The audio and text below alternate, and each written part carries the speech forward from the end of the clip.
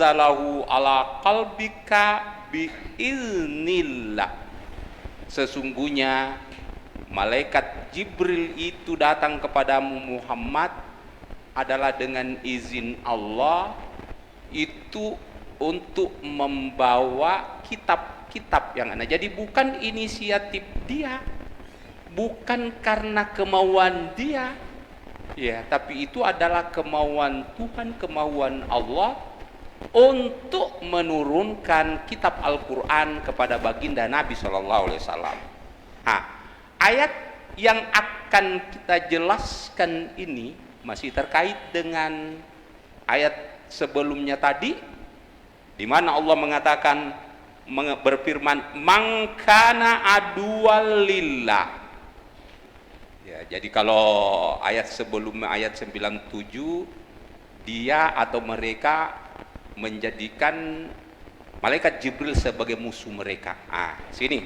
Maka Allah mengatakan, Allah berfirman, "Man kana aduwwal lillahi." Jadi secara umum, barang siapa yang memusuhi atau menjadikan musuh Allah wa ya, mangkan aduan lillahi wa malaikatihi, malaikat Allah. Ya. Jadi bukan hanya Allah, tapi malaikatnya juga. Ya, tentu saja diantaranya tadi adalah malaikat Jibril. Wa rusulihi, dan rasul-rasulnya. Termasuk diantaranya Nabi Musa tentu saja, apalagi Nabi kita SAW. Mereka musuhi semuanya. Wa Jibrila wa Mikalah, Jibril dan Mikail. Ini. Jadi Jibril ini kembali diulangi. Ya, setelah Allah menyebutkan di ayat 97. Pertanyaannya, kenapa dua malaikat yang disebutkan terakhir, Jibril dan Mikail, padahal bukankah Jibril Mikail itu adalah juga dari golongan malaikat? Padahal dalam ayat sebelumnya atau dalam kalimat sebelumnya Allah sudah mengatakan, nigi tahu musuhi nalai musuh puang Allah Ta'ala makutoropemeng yamanena malaikatna nenia surona nenia malaikat Jibril dan Mikail. Kenapa diulangi malaikat Jibril dan malaikat Mikail? Bukankah dia keduanya adalah golongan malaikat? Padahal sudah disebutkan sebelumnya kan? Ini memberikan arti, kalau menurut dalam bahasa Arab, ya, dalam kawaid, bahwa ada kekhususan.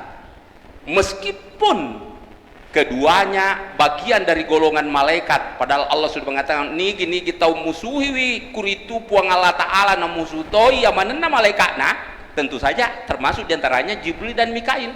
Tapi Allah kembali menyebutkan Jibril dan Mikail ini adalah kedua malaikat ini adalah yang banyak dimusuhi oleh mereka. Jadi disebutkan khusus, ya, disebutkan khusus setelah Allah menyebutkan secara umum seluruh malaikat. Bagaimana? Apa jawabannya? Niki tahu apa jawabannya siapapun mereka, yakni yang memusuhi Allah, memusuhi malaikat, dan juga melingkuhi rasulnya. Fa innallaha, maka sesungguhnya Allah aduun lil kafirin, adalah memusuh orang-orang kafir. Apa maksudnya? Yakni orang yang memusuhi Allah, orang yang memusuhi para malaikat dan rasulnya, sebenarnya mereka itu adalah ingkar, mereka itu kafir. Sementara orang yang kafir, kata Allah, aduun, Allah memusuhi mereka, adalah musuh orang-orang kafir. Apa yang dimaksud ke kafir di sini, atau apa yang dimaksud memusuhi Allah? Yang dimaksud memusuhi Allah adalah tidak atau melanggar perintah Allah, ya, melanggar perintah Allah, kan? Jadi ada banyak ayat-ayat yang telah ditunjukkan atau yang telah diperintahkan oleh Allah, baik melalui kitab sebelumnya, yakni kitab Taurat, kitab Injil, maupun yang juga termasuk di dalamnya termaktub di dalam Al-Quran,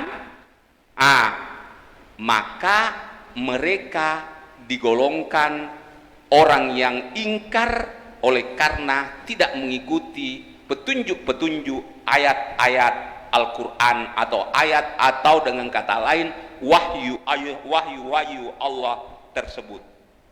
Ya. Mari kita lanjutkan. Walaqad anzalna ilaika ayatim bayyinat wa ma yakfuru biha illal fasikun. Walaqad, kami atau saya sudah pernah jelaskan kata qad di sini diawali dengan lam. Laqad ada dua kata yang berdampingan atau ada dua takkid, huruf taukid, huruf penguat yang berdampingan. Qad memang sudah menjadi huruf taukid, ditambah lagi lam. Lamu adalah juga merupakan sebagai penguat, bahkan ada yang mengatakan itu adalah sumpah. Iya. Walaqad, dan sungguh, anzalna, kami turunkan, ilaika, kepadamu wahai Muhammad, ayat-ayat atau ayat Al-Quran, ya. Ayatin di sini, ayatun, ayatani, ayatin, banyak ayat. Tentunya adalah semua ayat-ayat Al-Quran. Bayyinatin, yang menjelaskan atau yang sangat jelas.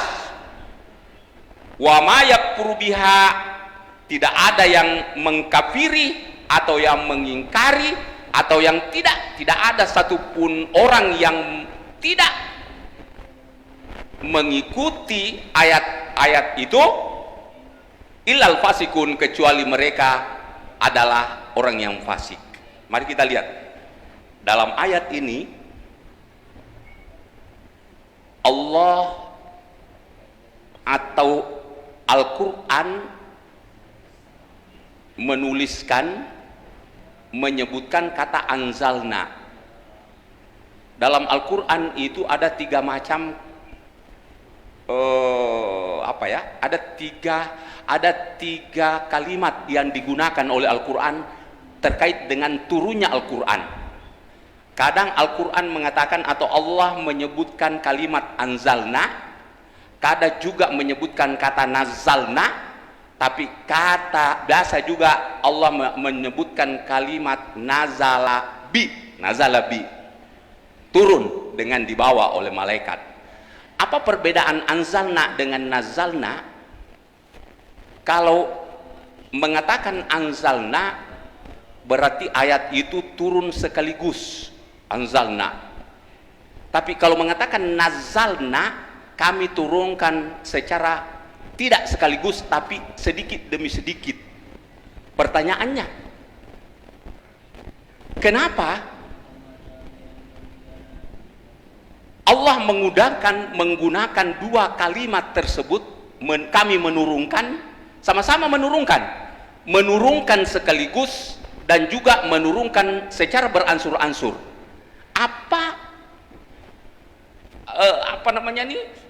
Yang mana yang dimaksud? Apakah benar Al-Quran itu? Yang mana yang benar?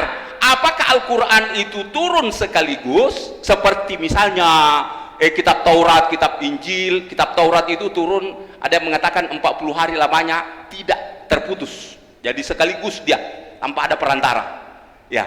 Itu intinya adalah semua kitab suci selain Al-Quran itu turun sekaligus kepada Nabi yang dituju. Berbeda dengan Al-Quran. Al-Quran itu turun beransur-ansur kepada Rasulullah. Coba kita lihat dalam ayat Al-Quran, wa qala alladziina kafaru laula nuzzila alaihil qur'anu jumlatan wahidah kadzalika linusabbita bi fuadaka wa rattalnahu tartila. Orang kafir menggugat, Orang kafir keberatan, orang kafir bertanya, kenapakah Al-Quran itu tidak diturunkan sekaligus? Itu. Laula nazzal Al-Qur'anu jumlatan wahidah. Kenapa Al-Quran itu tidak diturunkan satu kali saja? Iya, kan itu. Berarti ayat ini memberikan pemahaman Al-Quran itu turun kepada Nabi secara beransur-ansur.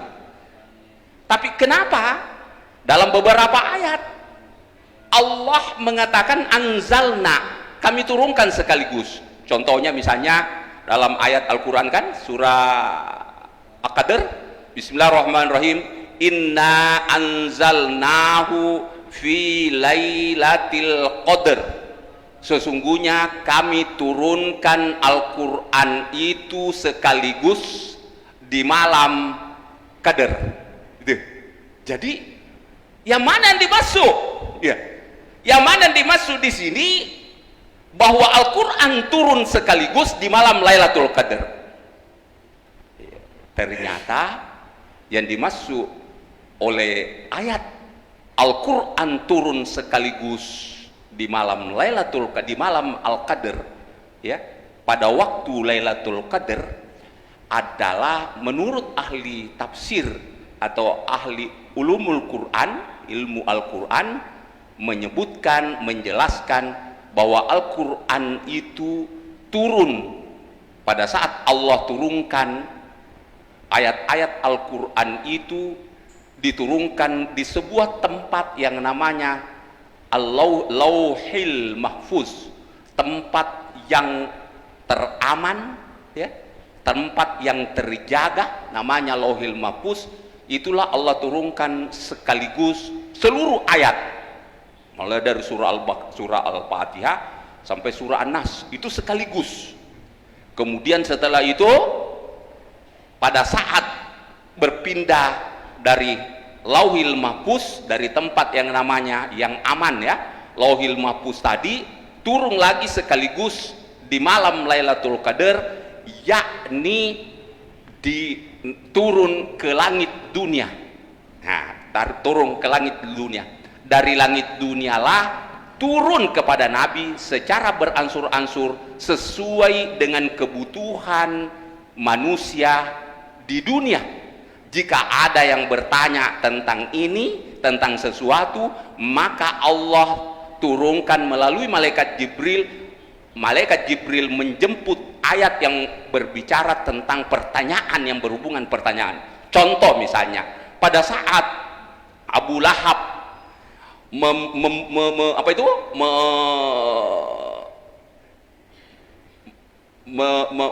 mengejek, ya, pada saat Abu Lahab menuduh Nabi kita Shallallahu Alaihi Wasallam, Nabi Muhammad Alaihi Salam adalah orang yang celaka karena dia, kenapa celaka? Oleh karena Nabi kita Shallallahu Alaihi Wasallam mengatakan membawa agama baru di luar dari akidah yang diajarkan oleh nenek moyang mereka. Maka Abu Lahab mengatakan, liwat to ngecilakana Muhammad magirona kuro, kenapa Muhammad itu membawa agama baru? Maka Allah turunkan jawaban dari tudingan, dari tuduhan Abu Lahab itu dengan surah Al-Lahab. Tabbat yada Abi Lahab, macilakai duae limanna Abu Lahab, watab macilaka tongengi. Tabbat yada Abi Lahab ma agna de gaga gunana, ma agna anhu de gaga ma kata pasada abila ma agna anu malhu wa ma kasab, de gaga manfaatna, de gaga gunana, de gaga pengaruhna, ya naritu yamanenna maluhu waramparang napunayeng kuritu wa maka sabe nenia yamanenna usahana Abu Lahab, de gagah manfaat laurialena. Kenapa? Karena mereka, dia telah menuduh Muhammad orang yang celaka, padahal dia yang celaka. Nah, itu. Jadi itu ayat itu turun dari langit dunia. Itu kenapa? Karena adanya pemicu yang ada di bumi ini yang menuding Nabi Shallallahu Alaihi Wasallam sebagai orang yang celaka. Dan juga beberapa ayat yang lain yang turun tentang beberapa pertanyaan sebagai jawaban dari pertanyaan orang-orang itu tadi. Ya. Nah, kita kembali ke ayat. Di sini anzalna, ya, anzalna kami turunkan. Ya, sama tadi, inna anzalnahu fi lailatul qadar, sungguhnya kami turunkan Al-Quran itu di malam yang mulia, malam yang mulia, Lailatul Qadar, di malam yang mulia.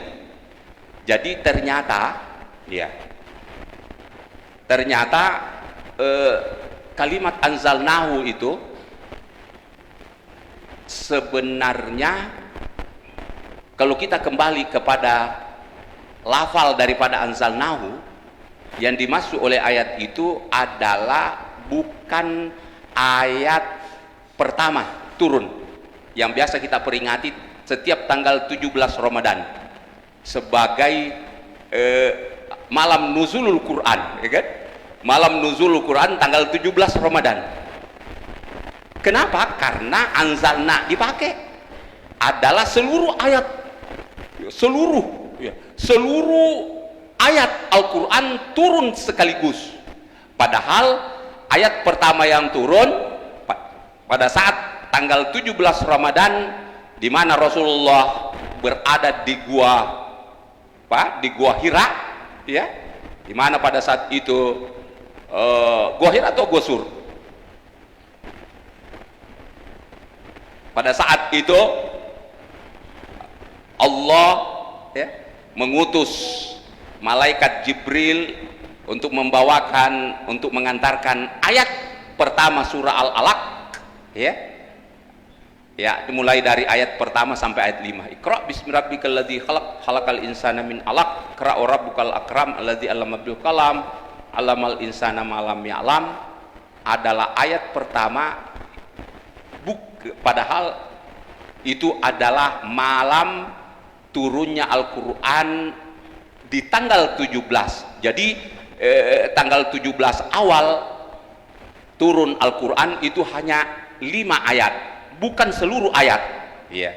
Karena fakta dalam sejarah tidak semua ayat itu diturunkan di bulan Ramadan, apalagi tanggal 17 Ramadan, kan gitu.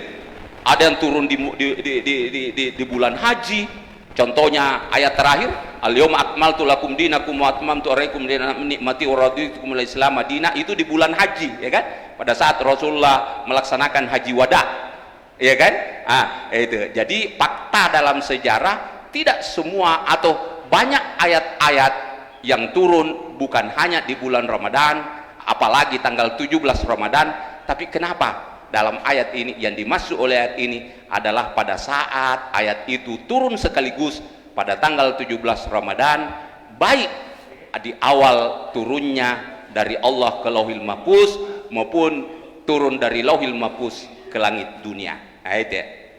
Kita kembali, walaqad anzalna ilaika ayatin bayyinat, sungguh telah kami turunkan kepadamu wahai Muhammad ayat-ayat yang benar-benar sangat jelas, bisa juga bayinat yang menjelaskan.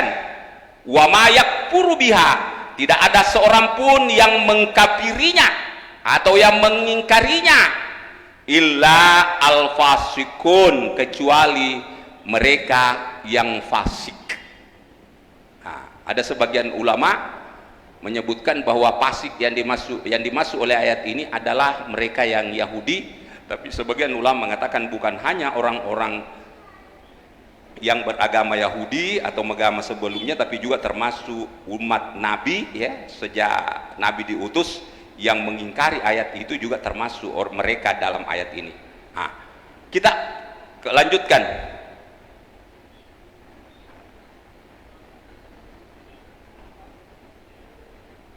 Awakullama ahadu ahdan, apakah setiap mereka mengambil janji, atau apakah setiap mereka membuat membuat janji atau berjanji ahdan dengan sebuah janji, nabadha fariqum minhum, ada sebagian kelompok dari mereka melemparkan janji itu, artinya tidak menepati janji itu. Bal aksaruhum la yu'minun, bahkan di antara mereka banyak yang tidak beriman atau yang tidak menepati janji yang telah mereka sebutkan sebelumnya, ya. Mereka lebih banyak la yu'minun, tidak beriman, tidak mengimani, ya. Dalam ayat selanjutnya, walamma ja'ahum rasulun, dan tatkala datang kepada mereka seorang rasul.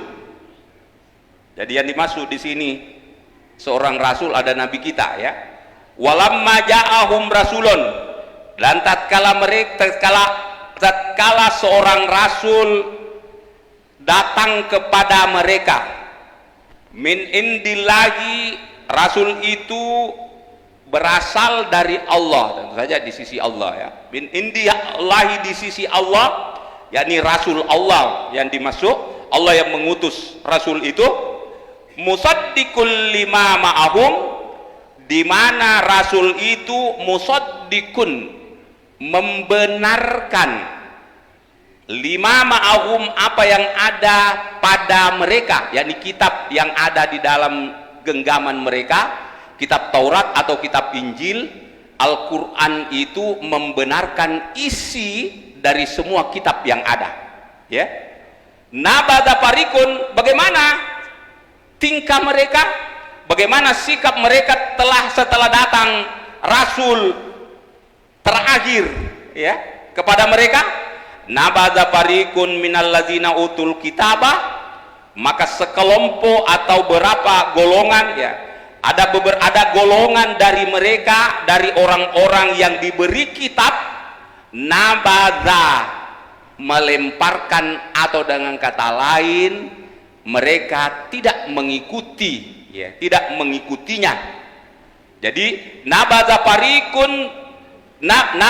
fariqun minalladzina utul kitabah, kitab Allah, mereka orang-orang ahlu kitab itu, sebagian dari mereka melemparkan kitab Allah wara'a zuhurihim, dengan meletakkan di belakang mereka. Maksudnya dia tidak lagi menjadikan sebagai pedoman kan di depan, ya, ya, tidak lagi menjadikan sebagai pedoman hidup mereka, sebagai petunjuk hidup mereka, tidak lagi, ya. Padahal Al-Quran itu merupakan musaddiqul lima ma'ahum, Al-Quran memberikan penjelasan dari kitab-kitab sebelumnya, ya. Ka'annahum la ya'lamun, seakan-akan mereka tidak mengetahui, ya, seakan-akan kalau Muhammad itu mereka tidak tahu kalau dia adalah Rasul Allah. Jadi kita lihat beberapa pernyataan Allah tentang mereka, tentang Yahudi dan Nasrani, ya. Yahudi Nasrani, betapa jelasnya bagi mereka tentang pribadi Nabi kita SAW, tentang kepribadian, tentang pribadi Muhammad.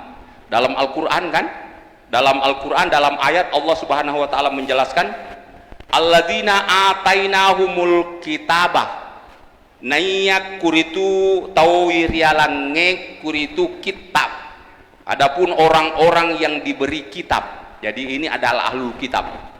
Adapun ahlu kitab itu, ya'rifunahu, mereka sangat mengenal Muhammad. Ini mereka sangat mengenal Muhammad, kama ya'rifuna abna'ahum, seperti seorang ibu, seperti seorang ayah yang mengenal anak kandungnya sendiri. Itu Jadi pengetahuan, pengenalan mereka tentang Nabi kita Shallallahu Alaihi Wasallam, mereka itu mengenalnya sama dengan mengenal anak kandungnya sendiri. Kenapa bisa mereka tahu? Karena ada dalam kitab Taurat, ada di dalam kitab Injil, bahwa ada suatu ketika nanti di akhir zaman adalah akan mengutus seorang nabi yang membenarkan kitab yang ada kita miliki, dan juga begini dan begitu. Coba kita lihat dalam surah apa ya, dalam ayat lain, dalam surah As-Saff, kalau saya ya, dalam surah As-Saff, dalam surah As-Saff, Nabi Isa alaihissalam ya, menyampaikan kepada umatnya Bani Israel, ini menyampaikan kepada umatnya, yakni umat Bani Israel. Apa kata Nabi Isa? Wa idz qala Isa benu Maryama, ingerangimbo, atau sebutlah, uzkur iz, ingatlah atau sebutlah ketika. Wa idz qala Isa benu Maryama, ingatlah ketika Nabi Isa anaknya Maryam berkata kepada umatnya, yakni Bani Israel, ya Bani Israel, Bani Israel, inni Rasulullah ilaikum, sesungguhnya saya ini adalah rasul kepada kalian, sesungguhnya saya ini datang sebagai utusan Tuhan kepadamu. Itu pernyataannya Nabi Isa kepada Bani Israel, kepada umatnya kan. Musaddikan, apa itu? Yakni musaddikal lima baina yadayya minat Taurat, di mana salah satu fungsi saya, kata Nabi Isa alaihissalam kepada umatnya, membenarkan napat tongengi ya, di mana saya upat tongengi lima baina yadayya minat Taurat, ya engkai kuritu lise ya, engkai kuritu sebagai penjelasan pole rilise na kandungan na kita Taurae. Jadi Nabi Isa dia sampaikan kepada umatnya, wahai umatku, sesungguhnya saya ini adalah seorang nabi yang tujuannya adalah membawa berita, informasi dengan menjelaskan apa yang ada di dalam kitab Taurat. Jadi kitab Injil itu membenarkan kitab Taurat dalam ayat ini. Kemudian apa lagi? Dalam ayat musaddiqal lima baina yadayya minat Taurati wa mubasyiran, juga makutoro paimeng mubasyiran tiwi kak kuritu informasi yang menggembirakan, informasi yang menyenangkan. Apa itu informasi yang menyenangkan? Mubasyiran birasulin, yakni saya membawa berita bergembira adanya seorang rasul yang datang sesudahku nanti, yakti mimba'di, yang datang sesudah saya nanti, ismuhu nayyakuritu asenah, nabi yang diutus sesudah aku. Nah, sepung Allah Ta'ala dalam ayat ini, ismuhu Ahmad, asenah kuritu Ahmad. Ini lagi-lagi ada lagi masalah di sini. Kata Ahmad ya. Ada beberapa dekade, tahun-tahun sebelumnya ya, pernah muncul atau pernah marak, pernah ramai, itu muncul suatu apa namanya ini, kejadian di mana seseorang itu mengaku dirinya sebagai nabi terakhir. Berdasarkan ayat ini katanya. Jadi katanya Muhammad itu bukan nabi terakhir, tapi yang nabi terakhir itu namanya Ahmad, berdasarkan ayat. Maka dia pun mengangkat dirinya sebagai nabi, yakni Ahmad bin Gulam, ya, Gulam Ahmad. Itu biasa pernah kita dengar kan? Ahmad bin Gulam atau Gulam Ahmad mengangkat dirinya sebagai nabi terakhir berdasarkan ayat ini. Menurut ayat kan Allah mengatakan wa mubasysyiran birasulin ya'ti mim ba'di ismu Ahmad. Naiyak kuritu, berita yang saya sampaikan yang menggembirakan kepada kalian, di mana datang seorang nabi terakhir yang namanya adalah Ahmad. Pas saya, jadi inilah katanya nabi yang dimaksud oleh ayat ini, yakni Ahmad bin Gulam. Dan mereka tidak tahu dalam sebuah hadis ini, dalam sebuah hadis Rasulullah SAW pernah menyatakan bahwa beliau katanya memiliki 3 nama teluasen. Bahkan kalau dalam ilmu tarekat kan memang yang dikenal nabi asal